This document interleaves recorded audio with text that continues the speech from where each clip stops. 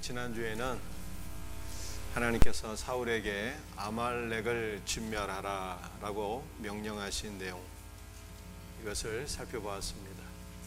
이 아말렉은 우리 안에 있는 탐심과 또 무자비한 폭력성을 가리킨다 라고 말씀드렸어요.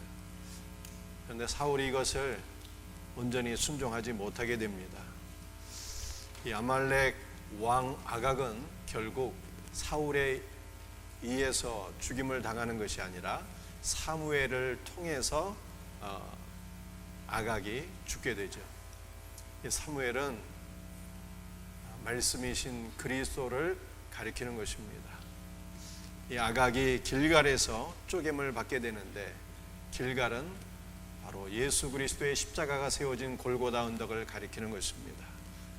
우리는 골고다 언덕에 세워진 주님의 십자가에서 우리 안에 있는 모든 탐심이 처리가 되고,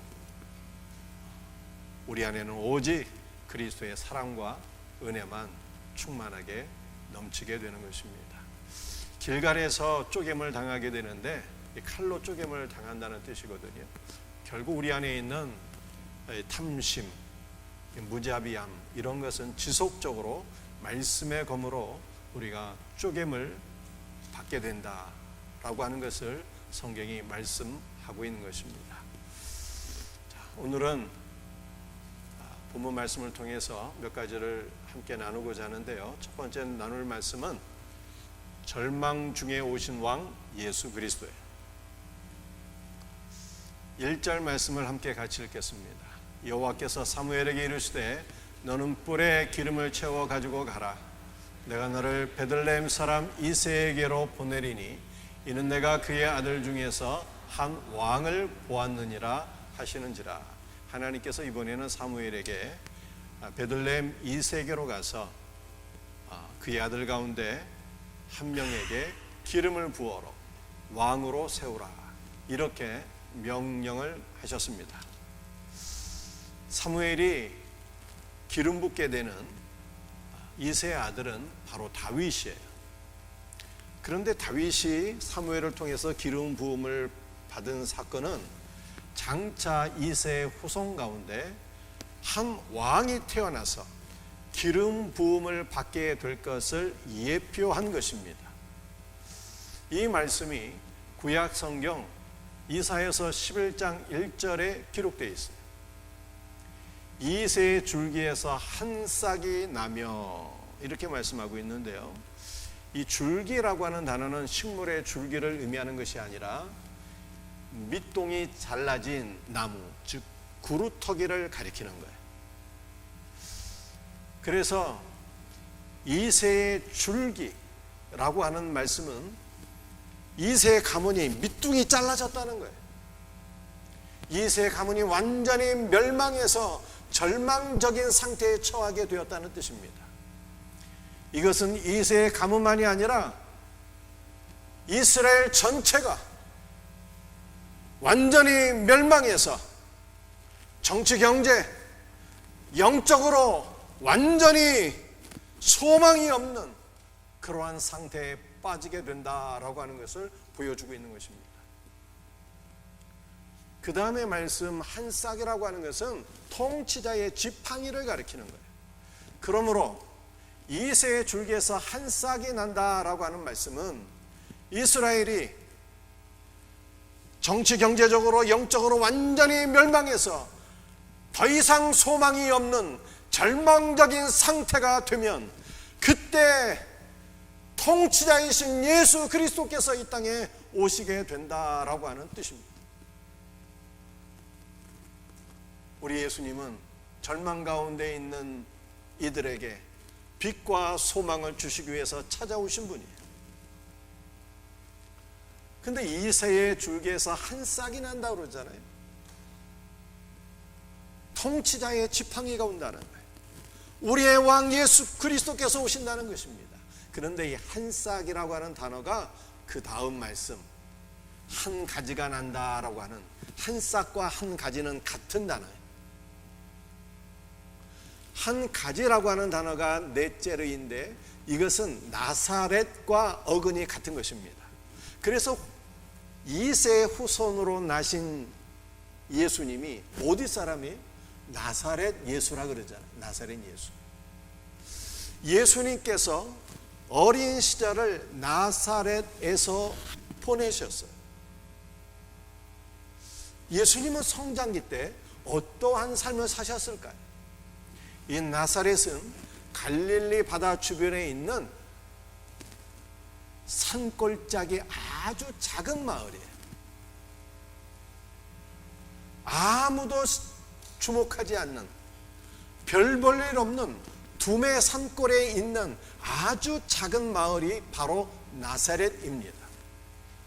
그런데 예수님께서 이 나사렛에서 성장하셨는데 육신의 아버지 요셉이 일찍 돌아가시는 바람에 예수님은 가정 경제를 책임지는 가장으로 사셨어요. 두메 산골에서 가난하게 경제적으로 고통받으며 사셨습니다. 예수님께서 유년 시절을 보내셨던 1세기 초반의 상황은 이스라엘은 나라의 주권을 잃고 로마의 식민 통치를 받게 되었어요. 겉으로는 전쟁이 없이 평화롭게 사는 것 같았는데 속으로는 경제적으로 힘들고 영적으로 흑암 상태에 있는, 더 이상 소망이 없는 절망적인 상태가 바로 예수님께서 유년 시절을 보냈던 전체 이스라엘 백성들의 상태였습니다. 이러한 상태 가운데 예수님께서 성장하신 거예요. 그러므로 예수님은 가난과 경제적인 고통 가운데서 절망 중에 있는 모든 이들의 고충을 누구보다도 잘 알고 계신 분이에요. 오늘 여러분들 가운데 가난과 절망 가운데 고통당하는 분이 있습니까? 삶이 무너져서 낙심하고 계신 분이 있습니까? 그렇다면 어떻게 하면 좋을까요? 절망 중에 우리의 통치자로 오신 주 예수 그리스도께로 가시길 바랍니다. 예수님께로 나가게 되면 절망이 소망으로, 사망이 생명으로, 가난함이 부요함으로 변하게 될 것을 확실히 믿습니다. 예수님이 우리의 소망이에요. 예수님 붙잡고 주님만 의지하며 살아가는 우리 성도들이 될 때 그리스도의 통치 안에서 우리의 삶은 반드시 치유되고 회복될 것을 확실히 믿습니다. 두 번째, 우리의 평강이신 예수님. 4절과 5절 말씀을 함께 같이 읽어보겠습니다. 사무엘이 여호와의 말씀대로 행하여 베들레헴에 이르매 성읍 장로들이 떨며 그를 영접하여 이르되 평강을 위하여 오시나이까 이르되 평강을 위함이니라. 내가 여호와께 제사하러 왔으니. 아멘. 사무엘은 비록 은퇴했지만 한때 나라의 최고 지도자였어요. 이 사무엘이 베들레헴에 방문을 하니까 성읍의 장로들이 깜짝 놀라서 사무엘에게 달려와 말하기를 평강을 위하여 오셨습니까? 이렇게 물어봤어요. 그랬더니 사무엘이 대답하기를 내가 이곳에 온 것은 너희를 정죄하거나 책망하거나 심판하려 함이 아니라 평강을 위하여 왔노라. 이렇게 답변을 한 것입니다. 사무엘이 평강을 위하여 베들레헴에 왔다라고 하는 것은 오늘 예수님께서 이 땅에 오신 목적, 오늘 예수님께서 우리에게 찾아오시는 목적이 무엇인가를 보여주고 있는데, 예수님이 우리에게 찾아오시는 목적은 우리를 정죄하거나 심판하기 위함이 아니라 평강을 주시기 위하여 오셨다, 평강을 주시기 위하여 우리에게 찾아오신다라고 하는 뜻입니다. 그러므로 우리는 예수님을 만나야 되는 거예요. 예수님이 평강을 위해서 오시는 분인데 평강은 과연 무엇일까요? 평강은 두 가지를 의미합니다. 첫 번째로는 화목이에요. 화목. 우리는 죄 때문에 하나님과 불화한 관계 속에 있었는데 우리 예수님께서 화목제물이 되어 주셔서 하나님과 우리 사이를 하나로 연결해 주셨잖아요. 여러분에게 만약 화목이 부족하다 이렇게 느껴지는 분이 있습니까? 나는 하나님과 좀 더 화목해야 되는데 하시는 분들, 우리 가족은 너무 불화해. 왜 이렇게 서로 이렇게 관계가 안 좋지? 우리 가정에 정말 필요한 것은 서로 사이좋게 지내는 화목인 것 같아. 이렇게 생각되는 분이 있습니까? 교회 안에서도 교육자들과 또 우리 세론들과 다 이렇게 두루두루 화목하게 지내고 싶은데 왜 나는 하나가 안 되는 것이지? 이렇게 느껴지는 분들이 있습니까? 그렇다면 어떻게 하면 좋을까요? 우리의 화목이 되시는 예수님께 가면 되는 거예요. 예수님께로 가면 예수 그리스도 안에서 아버지 하나님과 화목하게 되고, 가정에서도 하나가 되고, 교회 안에서도 그리스도 예수 안에서 우리 모든 지체들이 하나가 될 것을 확실히 믿습니다. 하나 되면 예수님 안에 있는 거예요. 이 화목의 두 번째 의미는 충만이에요. 충만. 우리는 예수 그리스도 안에서 아버지 하나님과 하나로 화목하게 되어서 아버지 하나님께 심판이 아니라 아버지 안에 있는 모든 충만을 다 공급받게 되었어요. 여러분들 가운데 혹시 나는 이게 좀 왜 결핍이 많을까? 은혜도 결핍되어 있는 것 같고, 건강도 안 좋은 것 같고, 영육 안에 결핍이 많아.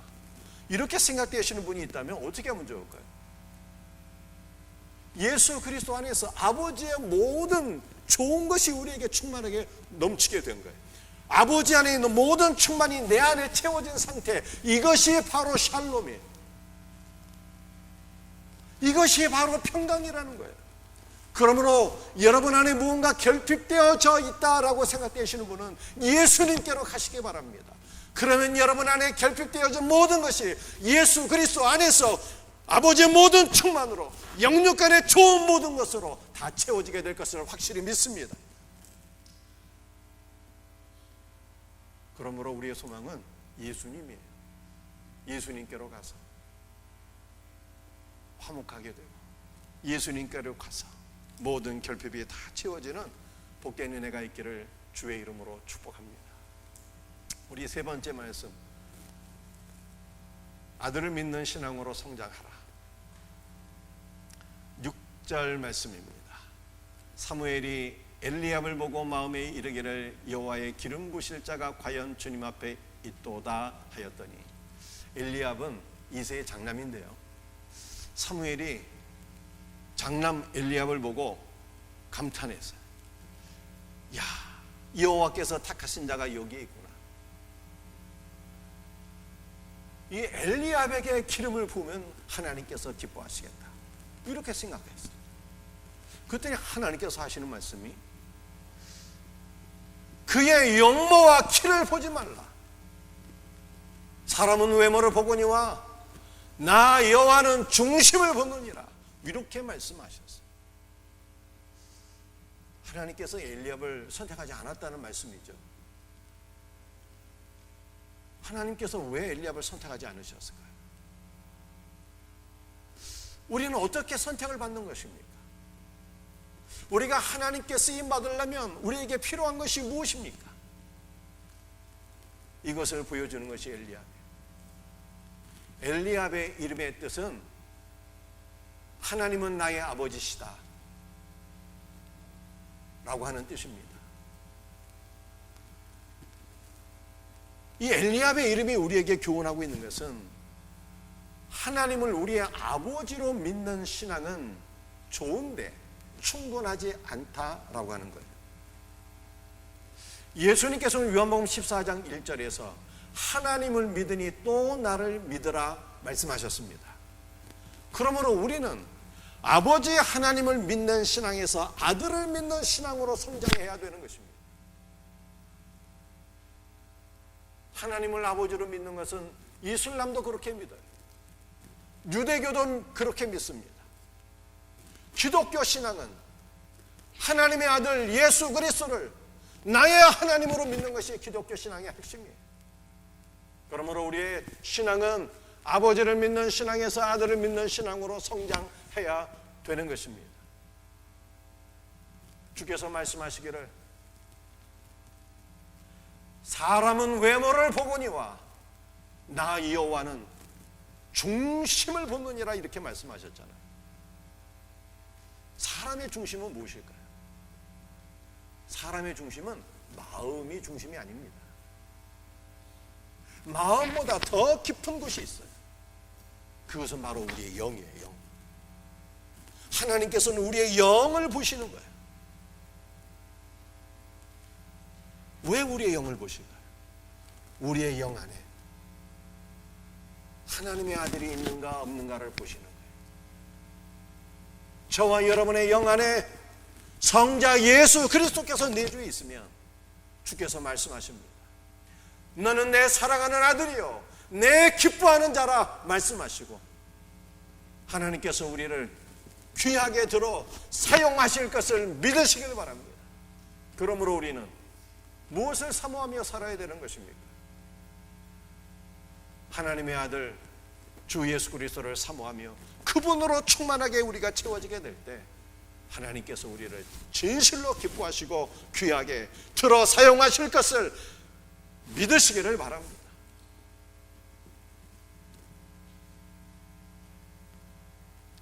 둘째 아들은 아비나답, 셋째 아들은 삼만데 하나님께서 선택한 아들이 없었어요. 집안에 있는 7 아들이 다 사무엘 앞으로 지나가게 됐는데 그 가운데 선택받은 아들이 없었습니다. 그래서 사무엘이 물었어요. 이세여 당신에게 아들이 이것뿐이냐? 또 다른 아들이 있지 아니하냐? 물어보았어요. 그랬더니 이세가 답변하기를 막내 아들이 남아있는데 이 막내는 들판에서 양을 지키고 있습니다. 이렇게 얘기한 거예요. 이세의 막내 아들의 이름이 뭐라고요? 다윗. 그런데 막내라고 하는 것이 작은이라고 하는 뜻이거든요. 작은 하찮은. 그래서 다윗은 이세의 가정에서 작고 하찮은 존재로 여겨졌고 그러므로 형들은 집안에서 편하게 있지만 야곱은 들판에서 양 지키는 존재로 살고 있다. 이것을 보여주는 거예요. 그런데 다윗이 집안에서 작고 하찮은 존재로 여겨졌다는 것은 장차 예수님께서 이 땅에 오실 때 작은 존재로 오시고 사람들에게 하찮은 존재로 여김을 받게 될 것을 보여주는 것입니다. 다윗은 이세의 막내 아들이었거든요. 이것은 예수님께서 마지막 아담으로 이 땅에 오셔서 우리 안에 있는 모든 옛사람과 죄와 사망과 저주와 모든 것을 청결하실 분으로 우리에게 오신다 라고 하는 것을 보여주고 있는 것입니다. 다윗은 이세의 막내 아들이자 8번째 아들이에요. 8번째 아들. 집안에는 7 아들이 있었지만 그 안에는 선택받은 자가 없었어요. 다윗은 막내 아들이요 8번째 아들이었는데 성경에서 8이라고 하는 것은 부활의 숫자예요. 그러므로 우리 주 예수 그리스도 그분은 부활의 아들이 되어서 우리에게 영원한 부활 생명을 주신다라고 하는 것을 보여주고 있는 것입니다. 오늘 거룩한 복된 주일에 주 앞에 나와서 경배하는 모든 우리 성도들의 심령 가운데 예수 그리스도의 부활 생명이 가득 부어지기를 주의 이름으로 축복합니다.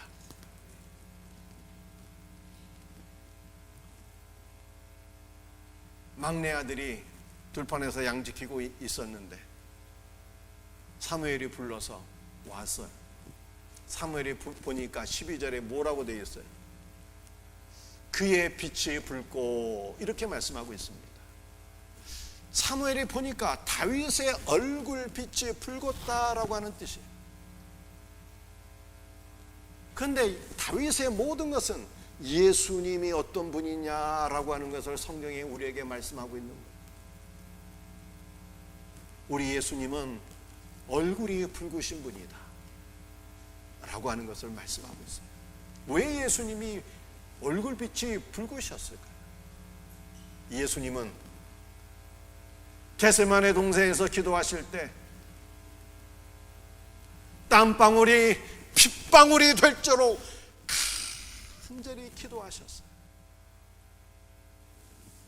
예수님은 로마 군병들에게 맞으셨을 때 온몸에 피멍이 들 정도로 맞으셨고요.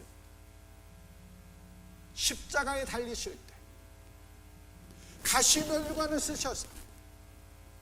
얼굴부터 발끝까지 온몸이 피로 묻으셨어요. 그래서 예수님은 얼굴빛이 붉으신 분이에요. 주님이 맞음으로 우리는 낫게 되었고, 주님의 흘리신 피는 우리에게 생명이 되었고, 예수님의 간절한 기도 때문에 저와 여러분은 구원받게 된 것을 믿으시기를 바랍니다.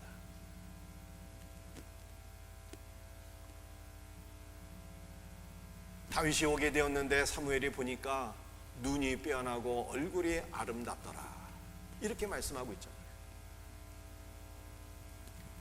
다윗의 육문은 우리 예수님의 눈과 얼굴이 선하다라고 하는 뜻이에요. 선하다. 여러분들, 예수님의 눈과 얼굴이 선하다는 것은 무엇을 보여주는 것입니까? 예수님께서 저와 여러분을 바라보실 때 진노와 책망의 얼굴로 바라보시는 것이 아니라 늘 우리를 사랑과 긍휼의 눈으로 바라보신다, 이것을 말씀하고 있는 거예요. 그러므로 우리도 어떻게 살아야 되는 것입니까?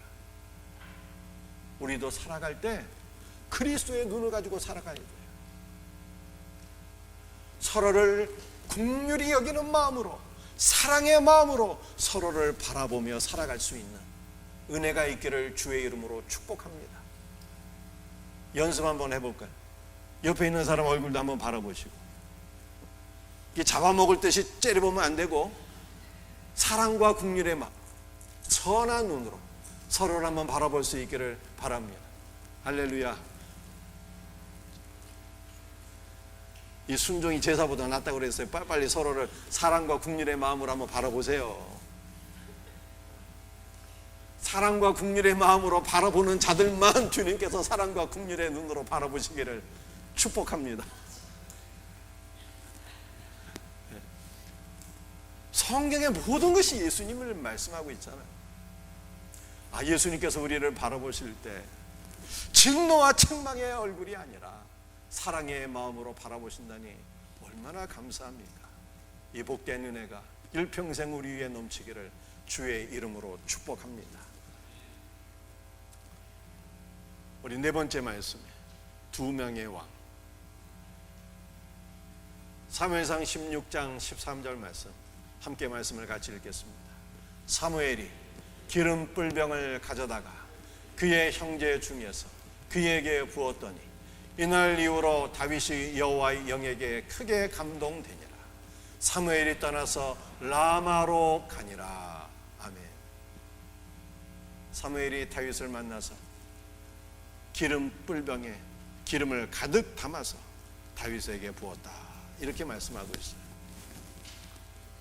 다윗이 기름 부음을 받게 되었죠. 그런데 사무엘은 다윗에게 기름을 부을 때 기름 뿔병에 담아서 부었다, 이렇게 말씀하고 있어요. 뿔병이라는 게 뭘까요? 뿔병. 이 뿔병이라고 하는 것은 양의 뿔로 만든 병이다라고 하는 뜻이에요. 양의 뿔은 무엇을 가리키는 것입니까? 그래서 예수님의 죽음을 가리키는 거예요. 여러분들이 창세기 22장 말씀을 읽어보게 되면 아브라함이 하나님의 말씀을 따라서 독자 이삭을 모리아산에 데려가서 번제로 드리는 장면이 기록되어 있지 않습니까? 칼을 뽑아서 내리치려고 하는 그 순간 하나님께서 말씀하셨어요. 아브라함아, 아브라함아, 내 손을 거두어라. 그 순간 아브라함이 눈을 들어서 주변을 둘러보니까 순양 한 마리가 가시덤불에 뿔이 걸려 있는 거야. 뿔이. 그래서 아브라함이 이삭 대신에 그 순양을 하나님께 제물로 바치게 되는데, 가시덤불에 뿔이 걸린 그 순양은 예수님을 가리키는 거죠.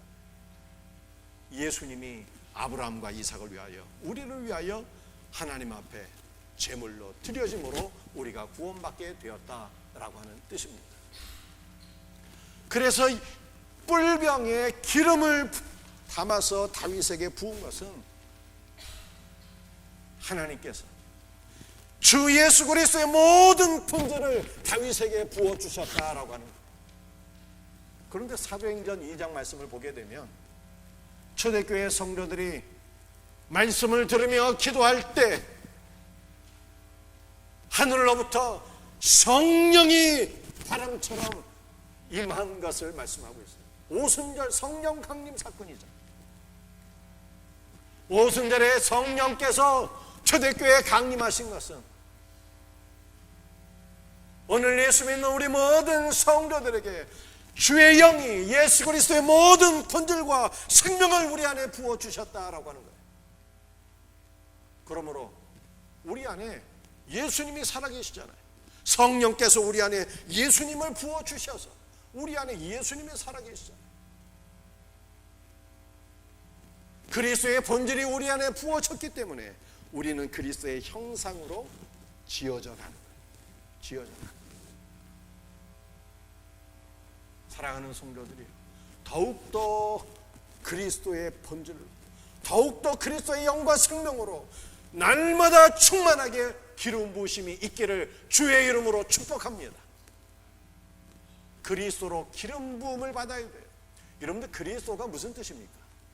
그리스도는 기름 부으심을 받은 자라고 하는 뜻이에요. 뿐만 아니라 그리스도는 기름을 부어주시는 자다라고 하는 뜻이에요. 예수님은 저와 여러분들에게 성령 안에서 그리스도 자신을 우리에게 기름 부어주시는 분이에요. 우리는 예수 그리스도로 기름 부으심을 받게 될 때 우리를 통해서 그리스도가 나타나게 되고 우리를 통해서 그리스도가 영광을 받으시게 되는 거예요. 그리스도로 기름 부음 받지 않게 되면 우리를 통해서 뭐가 나타나게 될까요? 아말렉이 나타나고 탐심이 나타나고 우리 안에서 무자비함이 나타나고 이렇게 되는 거예요. 그리스도로 기름 부음 받지 않으면 우리를 통해서 사탄이 나타나고 이렇게 되는 거예요. 그리스도로 기름 부음을 받게 될 때 오직 우리를 통해서 예수님만 나타나고 예수님만 영광을 받게 될 줄로 확실히 믿습니다. 예수님으로 기름 부음 받으셔야 돼요. 그런데 여기서 중요한 내용이 한 가지 있는데, 사무엘상 16장에서 다윗이 사무엘을 통해서 기름 부음 받지 않습니까? 그러므로 이스라엘은 두 명의 왕이 공존하게 돼요. 두 명의 왕이. 한 명은 사울이요, 또 한 명은 다윗인 것입니다. 두 명의 왕이 이스라엘에 있다라고 하는 것은 신앙생활을 하면서 과도기적으로 우리 안에 두 명의 왕이 존재한다라고 하는 것을 보여주고 있는 것입니다. 우리 안에 있는 두 명의 왕은 누구입니까? 한 명은 바로 우리 자신이죠. 애나 어른이나 신앙이 확립되지 못하면 내 인생은 내 것이야 하면서 제멋대로 살아가는데 이것이 자기가 왕 노릇하는 거예요. 우리 안에 있는 또 한 명의 왕은 절망 중에 소망으로 생명으로 찾아오신 우리의 통치자 주 예수 그리스도예요. 신앙이 연약하면 두 명의 왕이 공존하는 거예요. 그런데 이후에 이스라엘은 어떤 역사가 일어나게 됩니까? 사울은 벳산 성벽에 못 박히게 되고, 그 이후에 이스라엘은 한 명의 왕 다윗만 존재하게 돼요. 이것은 오늘날 우리는 예수 그리스도의 십자가에 날마다 못 박혀야 된다는 뜻이요, 우리 안에는 한 명의 왕 주 예수 그리스도만 있어야 된다라고 하는 것을 보여주고 있는 것입니다. 사랑하는 성도들이요, 삶의 모든 영역에서 왕노릇하던 우리의 교만을 십자가에 못 박으시기를 바랍니다. 우리의 왕권을 예수님께 이양해 드리십시다. 우리 안에 예수님이 통치하실 때 진실로 예수님의 통치는 선한 통치여서 우리를 살리시는 거예요.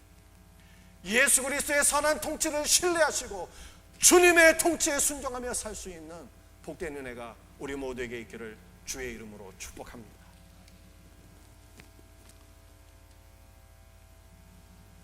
말씀을 마치겠어요. 우리 네 가지 말씀을 나누었는데 제가 번호 읽으면 여러분들이 내용 읽으시길 바랍니다. 1. 이세 가문이 완전히 절망하게 되었을 때, 이스라엘이 완전히 멸망 중에 있을 때, 통치자 예수께서 빛과 소망으로 오셨다라고 하는 것이 이사야 11장 1절 말씀. 오늘 우리 가운데 절망 가운데 있는 사람들은 예수님께로 가야 사는 거예요. 2. 여러분들, 우리에게 가장 필요한 것이 무엇입니까? 관계 회복이잖아요. 그렇지 않습니까? 사람이 왜 힘들어요? 관계가 깨지니까 힘드는 거예요. 하나님과의 관계, 가족과의 관계, 이웃과의 관계, 동료와의 관계가 깨지니까 힘든 거 아닙니까? 관계 회복은 어디에 있다고요? 예수님께로 가면 된다니까. 예수님이 우리의 샬롬의 평강이라고요. 예수님 안에 관계가 회복되는 거예요.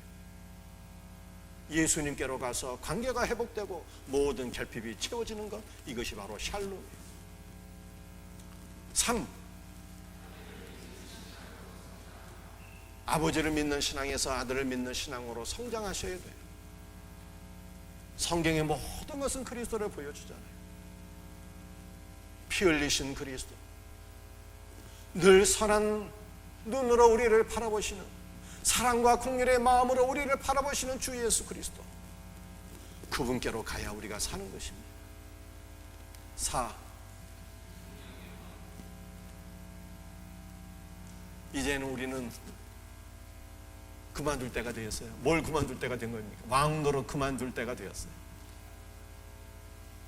날마다 그리스도의 십자가에 우리 자신을 못 박고 그리스도만 우리의 왕으로 높임을 받으시기를 주님의 이름으로 축복하고 부탁합니다.